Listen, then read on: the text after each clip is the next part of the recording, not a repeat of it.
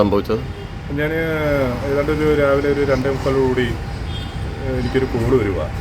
അപ്പോൾ നമ്മുടെ സുഹൃത്തായിരുന്നു വിളിച്ചത്. അപ്പോൾ സന്തോഷമായിരുന്നു വിളിച്ചത്. അപ്പോൾ സന്തോഷം വിളിച്ച് പെട്ടെന്ന് ഒരു വെപ്രാളത്തോടുകൂടി ഭയപ്പാടോടുകൂടി പറയുകയാണ്, അപ്പോൾ എന്നെ കൊല്ലാൻ 2-3 ആൾക്കാർ വന്നിട്ടുണ്ട്, എത്രയും പെട്ടെന്ന് പോലീസിനെ വിളിച്ചുകൊണ്ട് പെട്ടെന്ന് ഓടി വായോ എന്നാണ് പറഞ്ഞത്.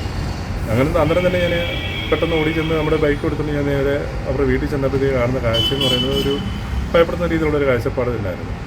ഒരു കാല് നഷ്ടപ്പെട്ടെന്ന് പറയാം വേണമെങ്കിൽ. ആ കാല് നഷ്ടപ്പെട്ട രീതിയിൽ ബ്ലഡിനകത്ത് കുളിച്ച് ആ റൂമിനകത്ത് ഇരുട്ടത്തായിരുന്നു.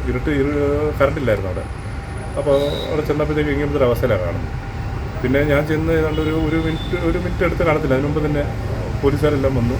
പിന്നെ പോലീസുകാരും ഞാനും പിന്നെ നമ്മുടെ വേറൊരു ആംബുലൻസിനെ വിളിച്ച് ചേർത്തിരുന്നു. ആംബുലൻസ് സുഹൃത്തോടെ ചേർത്തിട്ടാണ് ഞങ്ങൾ ഇദ്ദേഹത്തിനെ ഹോസ്പിറ്റലിലോട്ട് മാറ്റിയത്. പക്ഷേ ആ റൂമിലോട്ട് കയറിയപ്പോഴത്തേക്ക് അദ്ദേഹം പറയുന്നുണ്ടായിരുന്നു ഇതിനകത്ത് ബോംബ് പറഞ്ഞെന്ന്. അപ്പോൾ അതിനകത്ത് കയറിയപ്പോൾ നല്ല വെടിമരുന്നിൻ്റെ ഒരു മണം അതിനകത്ത് നിറഞ്ഞു നിൽപ്പുണ്ടായിരുന്നു. അതുകൂടാതെ പുള്ളിക്കാരന് നല്ല രീതിയിൽ ശ്വാസം മുട്ടലുണ്ടായിരുന്നു. അപ്പോൾ ഈ മരണം സംഭവിക്കുന്നുള്ള കാര്യം ഞങ്ങളാരും പ്രതീക്ഷിച്ചൊരു കാര്യമല്ല.